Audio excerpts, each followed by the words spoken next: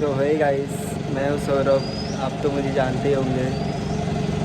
मेरे बाजू से आवाज़ आते होंगे कुछ। मैं एक अलग सी जगह पे हूँ खड़े, उसको मैं दिखाऊंगा बाद में आप लोगों को कि हाँ मैं किधर हूँ, किधर से वीडियो बना रहा हूँ। मेरे यूट्यूब चैनल पे 75 सब्सक्राइबर है, 100 होने वाला है। तो जाके फटाफट थोड़ा लाइक, कमेंट एंड शेयर कर दीजिए। अपने दोस्तों को भी बोलिए कि मेरे चैनल पे थोड़ा सब्सक्राइब सपोर्ट कीजिए भाई सोच के।